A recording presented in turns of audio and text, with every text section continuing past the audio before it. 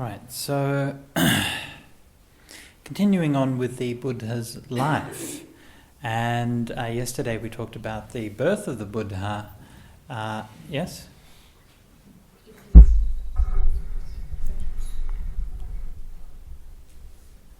You good? You sure? Excellent. So yesterday we talked about the birth of the Buddha. Now, we don't know that much about the Buddha's upbringing. Again, I don't sort of want to get too much into the details of this, but most of the things that you've heard about the Buddha growing up, most of them come from later legends, and few of them have historical credibility. But there are a few things that I think we can say with a reasonable degree of confidence about the Buddha when he was growing up. He grew up in a town called Kapilavatthu. Kapilavatthu was a capital city of the Sakyan Republic, and the Sakyan Republic was governed by a semi-democratic system. In fact, probably the technical term for it should be aristocratic, but we use aristocratic in a somewhat different way, in the sense that it was ruled by the wealthy or by the landowners, essentially ruled by the gentry. So that's a system of government which is familiar from many places around the world, and you can still see it today. For example, a country like, say, the United States, ruled by millionaires and billionaires, and ordinary people are given a go once every few years to vote for one or other of the millionaires or billionaires to see which one of them will get into power. So even though we think of our system as being very democratic, in fact, it's not necessarily that different from what they were doing in those days. Right? I know. So essentially, so this is probably that the meaning. The Buddha was from the Khattiya caste, and the meaning of the Khattiya is probably derived from the word from Kheta, meaning a field. And so the ultimate idea was that the Khattiya were the landed gentry, right? So those who had property, so the Buddha grew up in one of these families. The Sakyans were a small kingdom on what is now the border between Nepal and India, but they were subject to a larger kingdom, which was Kosala, which was to the west. So they were regarded as subjects of Kosala, and in fact, shortly after the Buddha died, stories vary, but either just shortly before or shortly after, most likely I think shortly after the Buddha died, the Sakyan Republic was in fact completely taken over by the Kosalans, and it was effectively wiped out. So, there's a number of suttas where the Buddha talks about his upbringing, and he talks about the kinds of experience that he had when he was growing up. And here is one of those suttas. This is from, again, for the lovers of references, the Anguttara Nikaya number 3.39, a delicate lifestyle. In Pali is the Sukumala Sutta. So the Buddha here is speaking.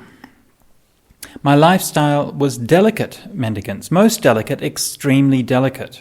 In my father's house, lotus ponds were made just for me. In some, blue water lilies blossomed, while in others there were pink or white lotuses just for my benefit.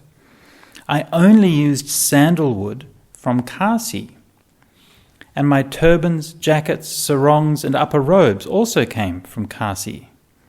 Kasi is another name of the city of Benares, which is on the Ganges River.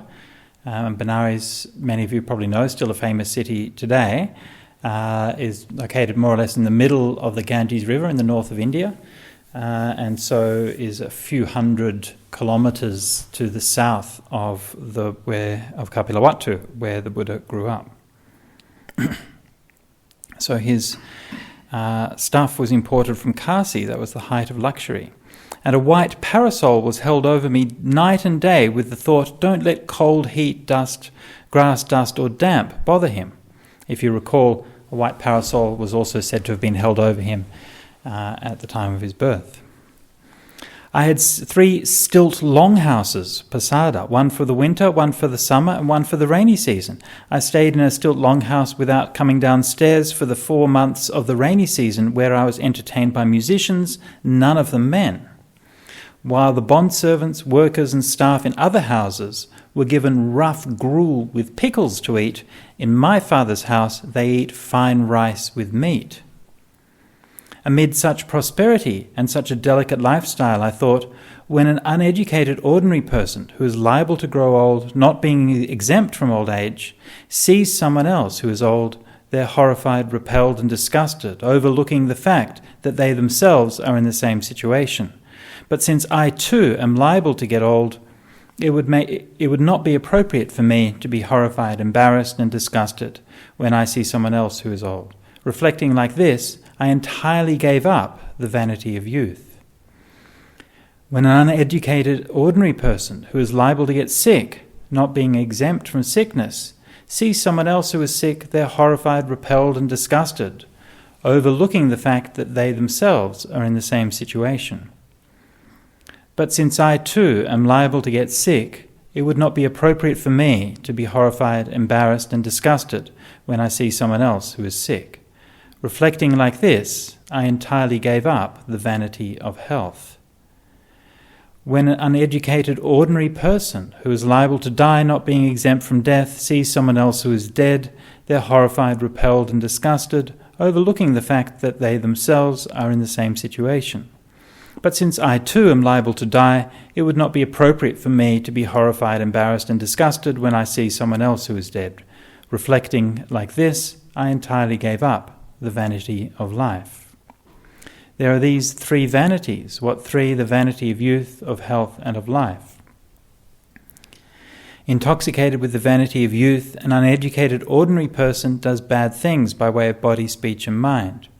When their body breaks up after death, they're reborn in a place of loss, a bad place, the underworld, hell. Intoxicated with the vanity of health or with the vanity of life, an uneducated ordinary person does bad things, and when their body breaks up, they're reborn in a place of loss. Intoxicated with the vanity of youth, health, or life, a mendicant rejects the training and returns to a lesser life. For others, and then follows a series of verses. For others, sickness is natural, and so are old age and death. Though this is how their nature is, ordinary people feel disgusted. If I were to be disgusted with creatures whose nature is such, it would not be appropriate for me, since my life is just the same. Living in such a way, I understood the reality without attachments. I mastered all vanities of health, of youth, and even of life, seeing safety in renunciation. Zeal sprang up in me as I looked to extinguishment.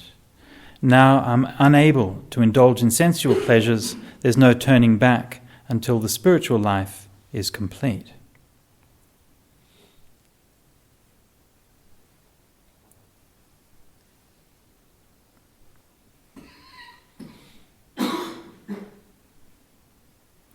So here the Buddha is talking about the reflections that he had growing up, the lifestyle that he had, and how he became disillusioned with that lifestyle.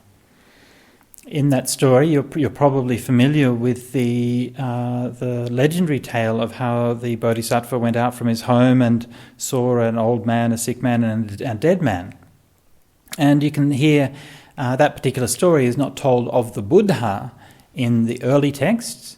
It's told in a legend of another Buddha in a past age, Buddha Vipassi, but it's not told of our Buddha, Buddha Gautama. So this is something that became imported into the Buddha's life at a later date. But even though that particular narrative was added in at a later date, you can see here that the same themes are very much prominent. And in fact, the narrative is really just a way of bringing that to life by telling a story about it, rather than here, where it's more just a straight teaching. So these are the reflections that the Buddha had while still living at home, and which evidently were some of the reflections that led to him going forth.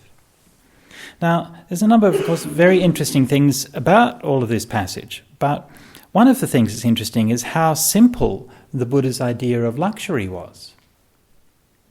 Right? Some nice lotus ponds. Okay? It's nice. Lotus ponds are beautiful, right? Yeah, it's nice. Sandalwood from Kasi. Turbans, jackets, sarongs and upper robes also from Kasi. And when we did our study on the authenticity of the early Buddhist texts, Venerable Brahmali noticed this passage, and he pointed out that generally speaking, countries will export their luxury goods. So that if he's saying that this is, but by saying that this stuff came from Kasi, he's saying this is really kind of exotic stuff. Right, this is stuff which has come from a long way, and it's like the really good stuff because it's come from that famous city of Kasi. And nowhere in the early suttas do we hear of any trade outside of India. But we know that Alexander the Great visited India or came to the Indian border about 100 years or so after the Buddha, and subsequent to that there was a very large trade with the Greek and Roman worlds. But in the time of the Buddha, that was unknown. He's not talking about getting silks from China, which he might have done if it was a few hundred years later. It's just down the road, really. So this is giving a kind of a sense of how small that world was. The cultural sphere, which was the known world at that time, was really only that northern Ganges region, the region of northern India. There are a few things they knew a little bit outside of that, but only just kind of echoes or rumours of what was happening outside of that. No kind of real information.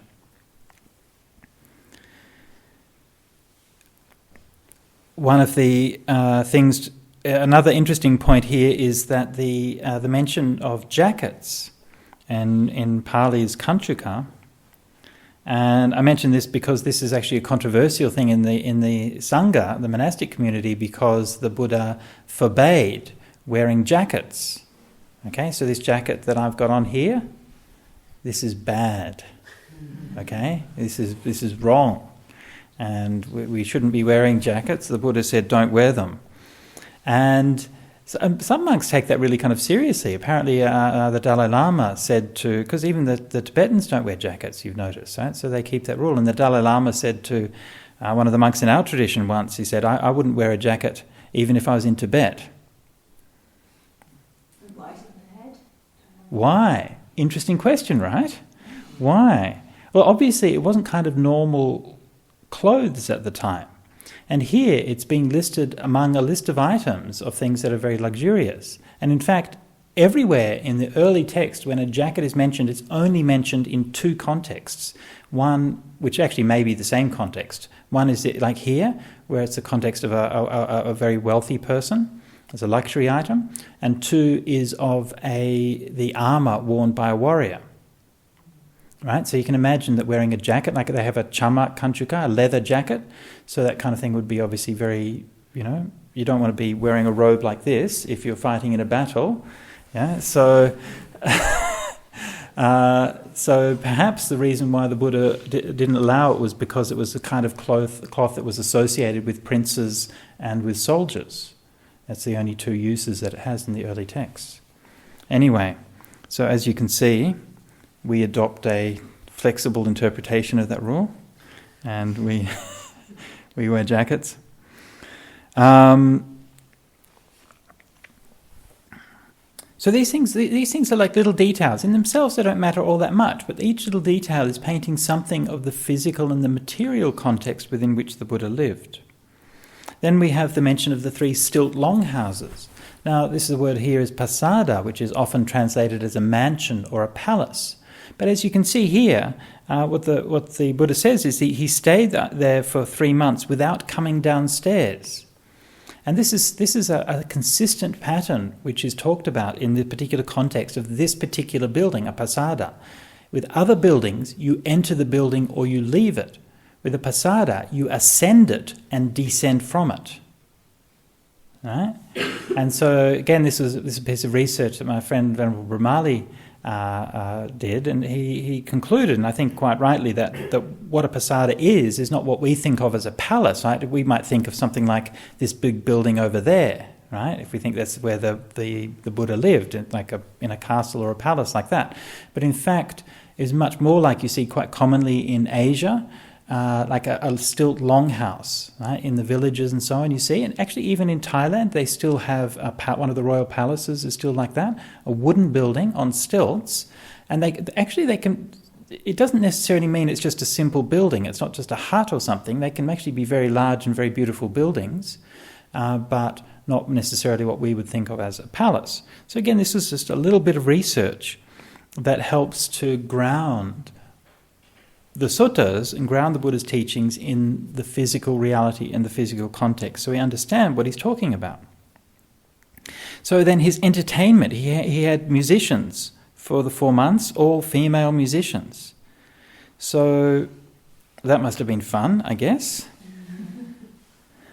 And the other thing that's interesting is talking about the rich food which is given. So fine rice with meat was considered to be a luxury food here, and again, showing, without getting too much into the question of meat eating and vegetarianism and so on. I mean, the point here is that the normal simple food of the people would not have been meat, right? This is something which is specially mentioned here as being quite a luxurious thing.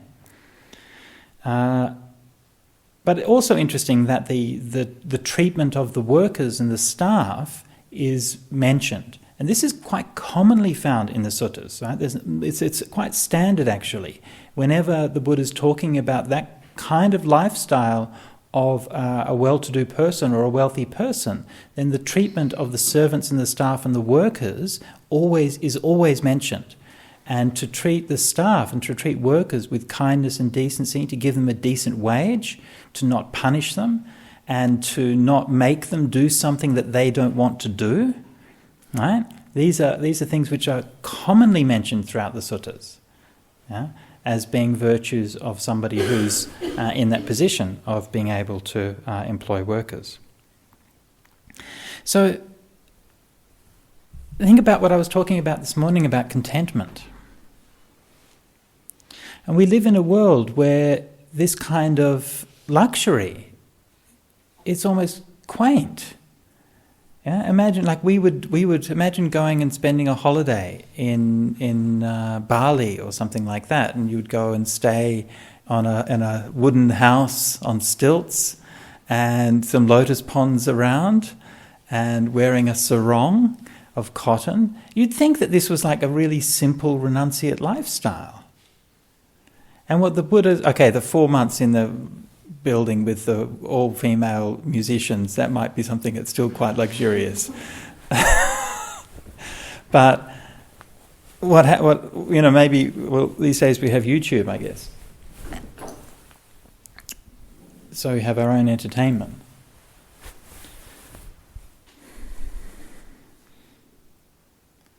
And think of the things that we have and we take for granted that are just unimaginable. I mean, not even just luxurious, but actual just magic. I mean, the ability to fly anywhere in the world whenever you want to.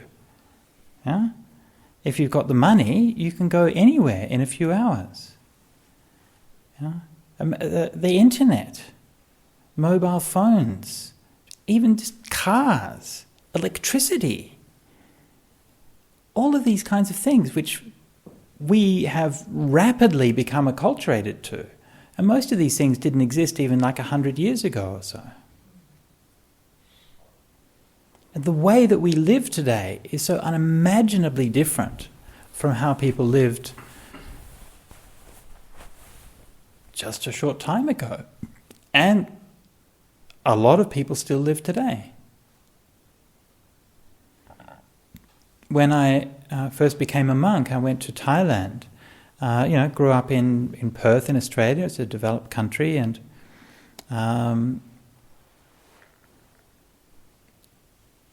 my trip to Thailand was the first time when I really got to sort of stay in villages and see how people were living. And you see people living a genuinely simple life compared to what I was used to anyway. most in where I was staying in northeastern Thailand, and the villages where I spent a lot of my time, especially a village called Tung Namung, was one of the most, was sort of on the edge of Thailand, on the easternmost edge of Thailand, just on the Mekong River, and so it's one of the most isolated villages. And only recently there'd been a sealed road put out to it.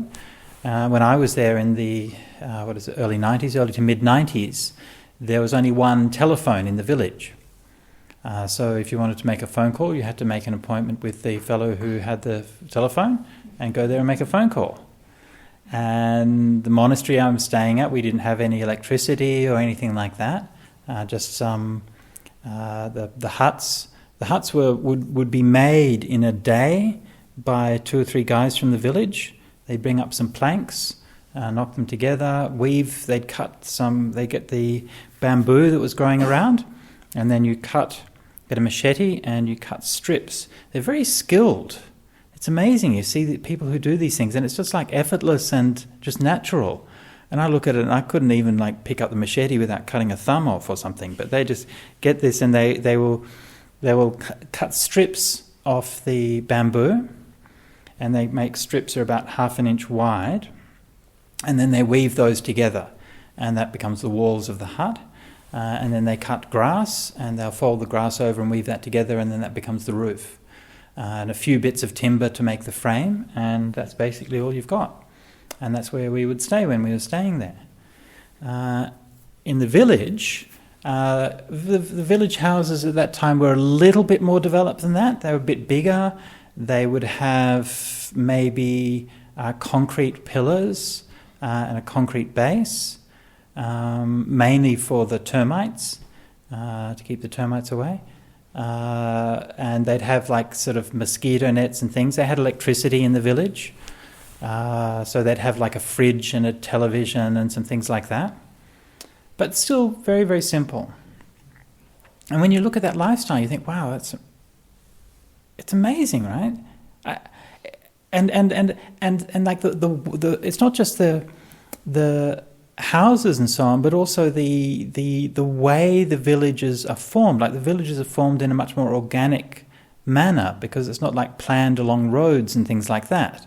These days we build things by putting roads first, and then the houses have to go where the roads let them. It's kind of weird, isn't it? Yeah, the cars is actually the first thing you have to think about, and then the people come second. Whereas in a traditional village, it's actually the people who go there and they're going to build a house because that's the place that they want to build a house, and gradually other people build houses, and the village gradually comes to shape, and it has a much more organic feeling to it.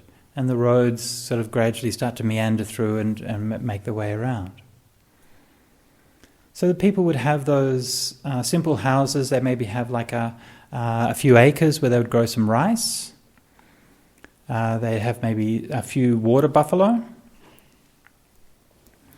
And there was still something very very particular about that particular place when I was there. Like at the harvest time in the year, they would bring us a special gift. At the harvest time was a kind of black sticky rice. And this black sticky rice was just found in this village. Right? It was just a local species. I mean, there might have been few villages around, but it was just very, very local to that particular area. And you could just imagine the past, in the not too distant past, where all the different regions had their own kind of rice, which had evolved and grown for over many years in that particular place. Now, of course, everyone's using the same rice everywhere. And so there's something very charming about all this. And for me, it was very delightful to be part of that village. And even though we were living in a forest monastery, we weren't sort of there all the time. But we would go every day for Pindabata, and gradually we'd go for alms round. People would give us food. And this is one of the things which really changed my perspective on these things. See, if I was coming from Australia and I looked at these things, you think, oh, these people are very poor. But as a monk, I would take my bowl and they would give me things. It wasn't like I was this rich Westerner who was coming there to do charity for them. Yeah? They were people who were living, and they wanted to support me as a monk. Yeah? And the monks would go for alms round there, the nuns would go for alms round too. In fact, at the not far from where we were, there was a cave which was called the Nuns' Cave. And before my time, then there'd been a famous, I don't know about famous, but she had quite a reputation in the area of a meditation nun who came and lived in that cave for many years.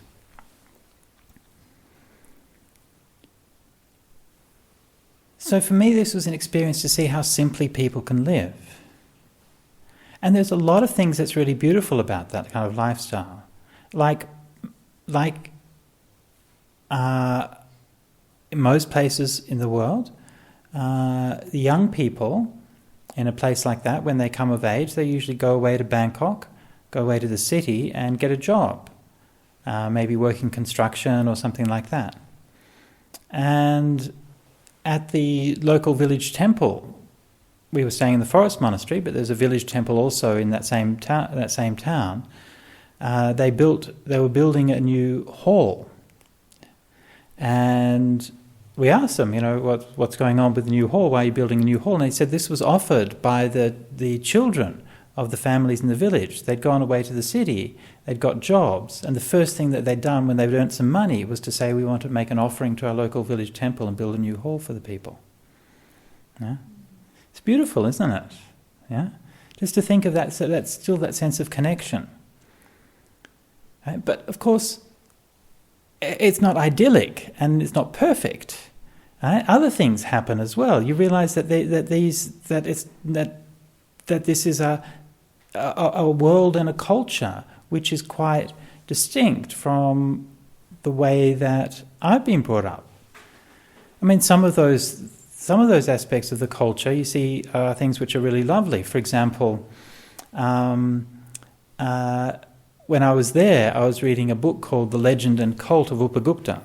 I won't tell you too much about Upagupta now. I might tell you some Upagupta stories later on. But anyway, he's one of my favourite monks. He was a monk from India in the time of King Ashoka, about 200 years after the Buddha. And the interesting thing about Upagupta is that he's not known at all in the Pali tradition. The Theravadan Buddhist text and Pali text don't know anything about Upagupta. He gets one line in one Pali grammar from about the 12th century. That's it, one phrase, Maro Badho Upagutena. And here I was in the tip of northeast Thailand, right near to Laos, thousands of miles away from India, and 2,500 years later. And I asked the villagers, have you ever heard of Upagupta? In Thai they call Pra Upakut. They said, oh yeah, Pra Upakut, we really like him, he's great. And every year they do a ceremony for Pra Upakut, and they take the image of Upagupta down to the river, Mekong River, and they do a ceremony and they float his image down the river. So it's amazing, that sense of cultural connection and continuity with that place. But not everything is perfect, of course. That when I was there, one of the things that happened, many strange things happened when I was there. One of the top 3 strange things, I'm guessing, was the day that we heard these noises. They have all the villages have a PA system, and people will make messages over the loudspeakers, right? And the PA system was actually has an interesting history. The PA systems were installed by the central government, and they were installed as a result of the communist insurgency in the 70s. So they wanted to have a way of communicating with the villagers, and so they installed these things. And usually it's a way that the village headman will get on and just say some things and tell people what's going on or whatever. Anyway, we heard this. Where we were at the forest monastery, we couldn't really hear what they were saying. But some of the villagers stopped coming to the monastery. And the people who were there, we asked what was going on, and they were very reluctant to tell us, but then they told us what had happened. What had happened was that a woman in the village had become possessed by a demon. And when she became possessed by a demon, she tried to kill herself. She took herself up to the top, near where we were, there were some cliffs. She took herself up to the top of the cliffs and threw herself off. But it didn't work. She was injured down the bottom of the cliff, so she dragged herself back up the top and threw herself off again. But before that happened, she'd gone completely mad and was terrorizing the villagers and was demanding alcohol and meat. And so the villagers had given her alcohol, and she had demanded a pig be sacrificed for her.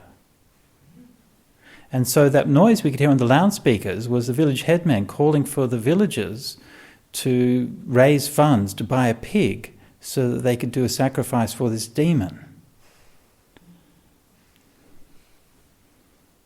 Obviously the sacrifice didn't work, but that's what they were doing. So that's a bit different, isn't it? Right? That's not the kind of thing that you normally would encounter in your neighbourhood, right? So the kind of neighbourhood watch, everyone getting together to raise funds to buy a pig to sacrifice to a demon. Probably hasn't happened. And I have to say, this is very unusual. Like one of the things which Buddhism did as it spread across Asia was that in most places animal sacrifice does not happen. Human sacrifice, animal sacrifice went away for the most part, right? But as you can see, there's still these kind of dark things persisting in some places. Even after all of this time of being Buddhists, they would still do these animal sacrifices. And we said, well, why don't you come to the monastery? We'll do some blessing chanting for you or something. They're saying, they wouldn't come to the forest monastery anymore because they have to walk through the forest and there's too many ghosts there. So they're too scared. Yeah? My point here that I'm talking about is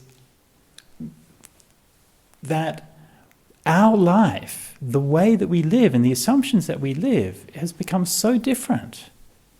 And that experience, and that experience of that villagers, is how most people have lived most of the time. We think that we've got it right. We can hear a story like that and think, how could you possibly... Why didn't that woman have the psychiatric care that she needed? Well, psychiatry's only existed for 100 years or so. The assumption that this is a demon goes back thousands of years.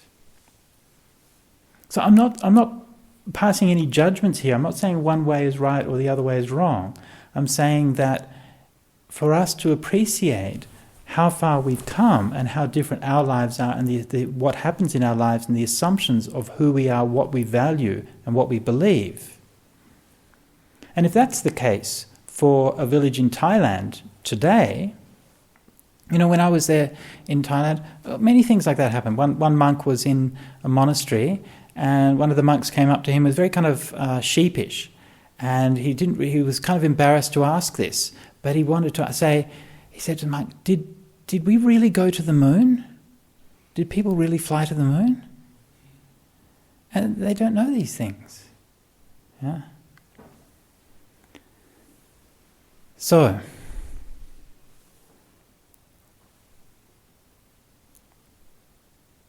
like I said, that episode with the demon throwing up, that was probably number 3 on the strange things that happened while I was at that particular monastery. And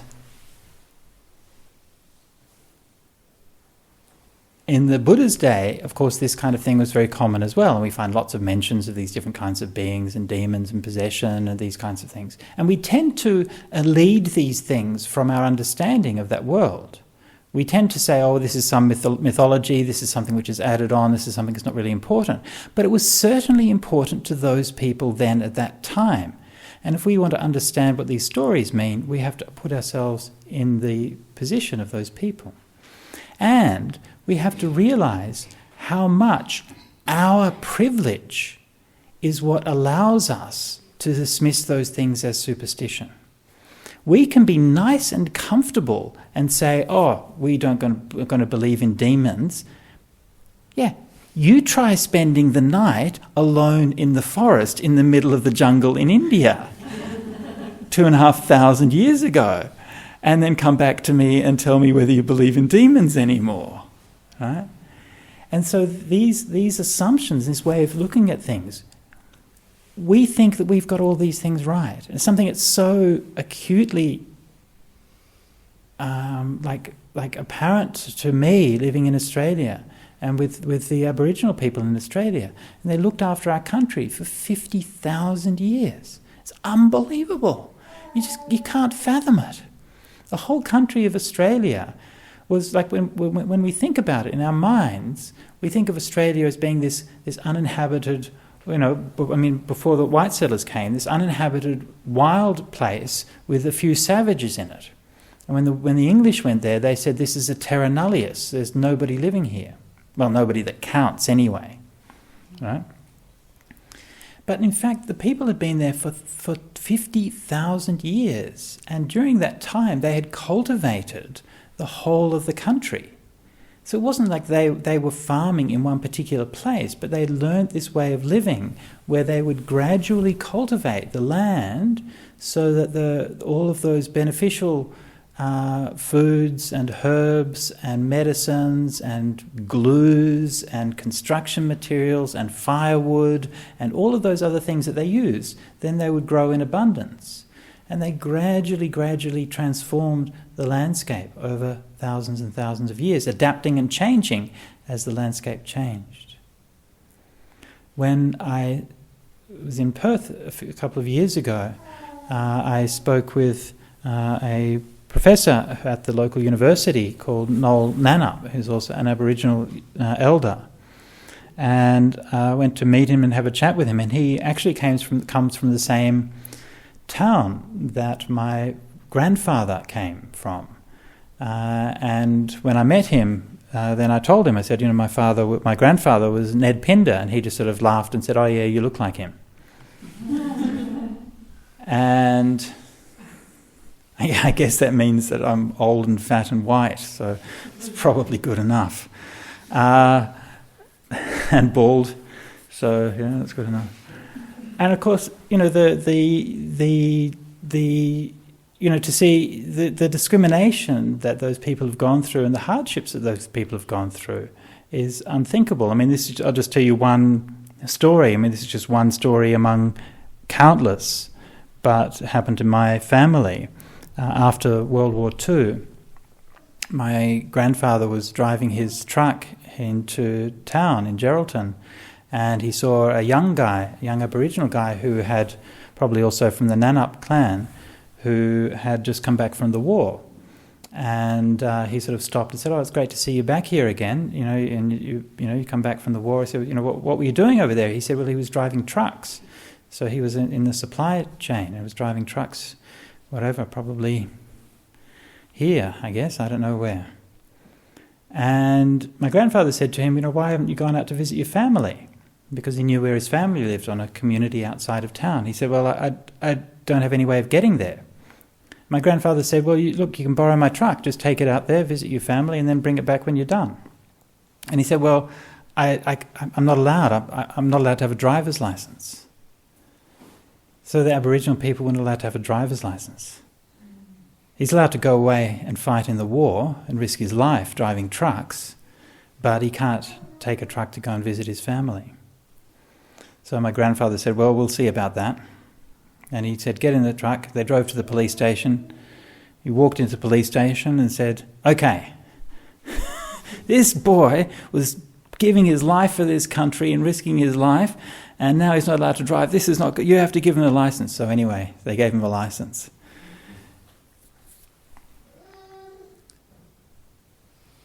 So even though people have been through so much and been so disenfranchised, they still have this connection with the land and this connection with the understanding of how things work. And when I was speaking with Noel Nannup, and he talked about the Aboriginal philosophy, and without me saying anything, right, about Buddhism or anything like that, or any prompting, and he said that the essence of the Aboriginal philosophy is impermanence. The centre of everything is impermanence. And to me that was a real shock, because, again, from a white man's perspective, to look at Aboriginal culture, you immediately think, well, this is a timeless culture.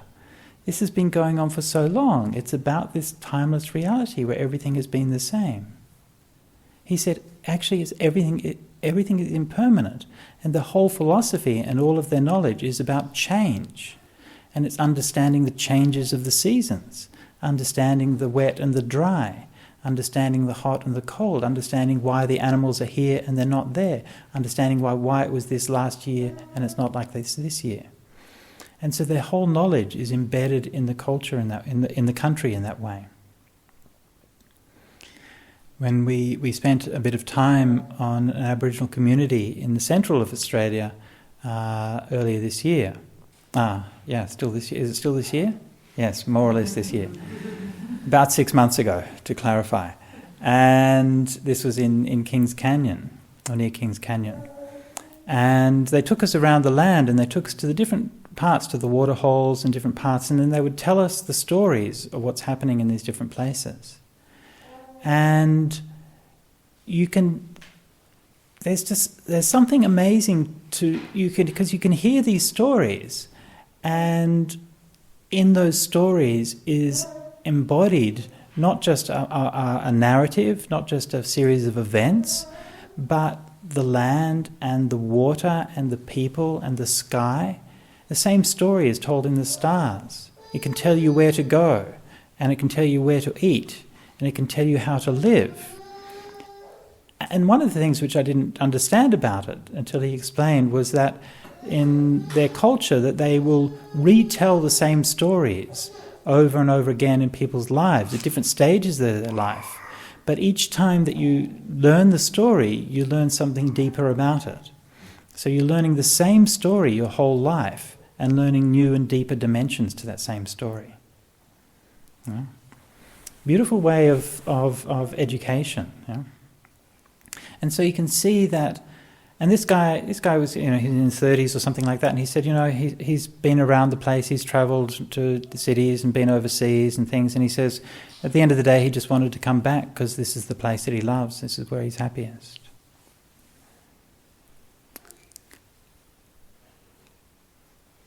It's still possible to live with little. It's still possible for us to not have all of these things. But the more we take all of these things for granted, then the harder it is for us to find our way back. It's not just that it's something different. It's not just like a different set of knowledge about things. It's a completely different way of knowing things. And that way of knowing things is not too dissimilar from the way of knowing things in meditation. Because in meditation also, it's not that we just do one thing and then another thing and then we graduate from that and then do another course and then we get another badge and then when I can get a stream enterer certificate and then I can get this other thing and I'm like, oh, I'm fully enlightened and then bingo. Right? It's not like that. Meditation is about being in that same place and learning that same story again and again and again. And whenever you think you know that story, the Buddha said, yena yena hi manyanti tatotang hoti anyata. Whatever you think it is, it turns out to be something else. So we think we know that story. But every time we go deeper and deeper with our wisdom and our awareness, we know that story at a deeper level. And just like their Aboriginal stories it's not like reading a story about a piece of land in a book. It's the story which is living when you're actually standing in that place. It's the water that you're drinking and the air that you're breathing. It's the earth that you're standing on. And one of the things that really struck me when I was there, when we were teaching, is the feel of the ground. Our life, right? This life here. See, this floor, this is all fake. Everything's artificial and flat and smooth and shiny, right?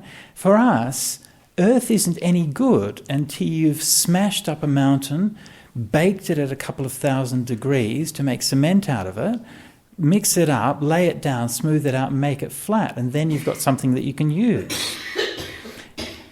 And one of the things that we don't notice, when you do that,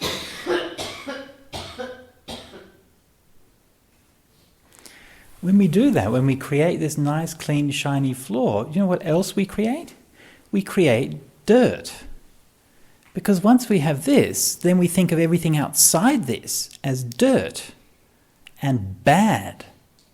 But if you're in the middle of the desert, the dirt is beautiful. You pick it up in your hand and it's so lovely. It's not dirty at all.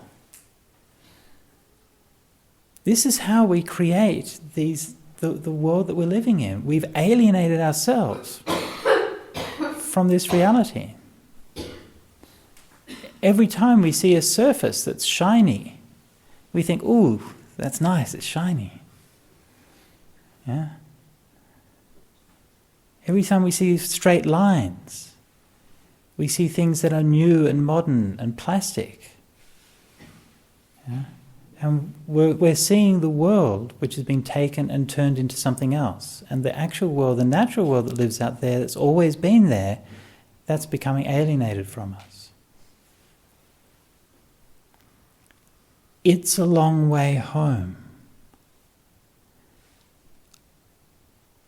I've lived in these places, I've lived in very simple huts, and I know that it's possible. But it's not easy to get there. And for me to do what I did was only possible because of all of the support that I got.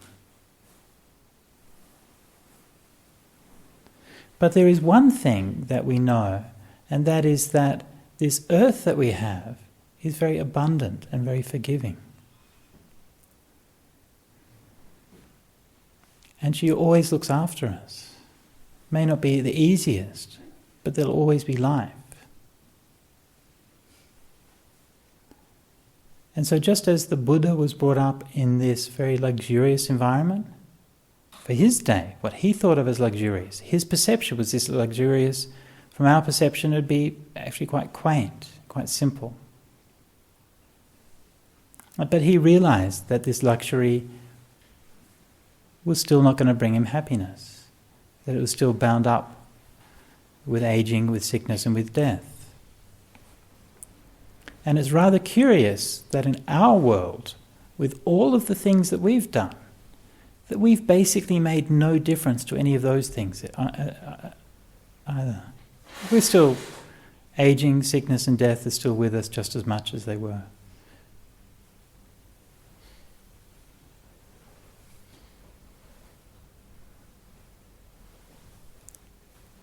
So this is this practice of contentment. Once we realize that all of these things, they're not really necessary. Yeah? I mean, look, it's nice. It's nice to come to a heated room and be able to meditate in the cold. I don't know what it would be like to sit outside and meditate in the cold. I'm not about to experiment and find out. If you want to, go for it. Right?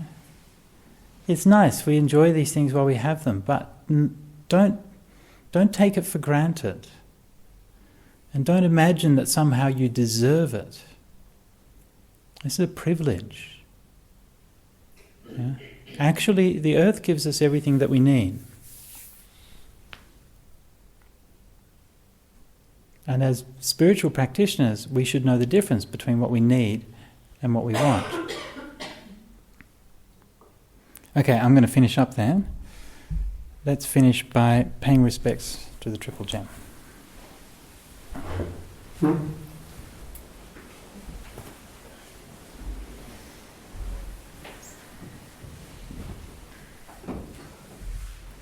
Araham Samma Sambuddho Bhagava Buddham Bhagavantam Abhivademi Swakato Bhagavata Dhammo Dhammam Namasami Supatipanno Bhagavato Savaka Sangho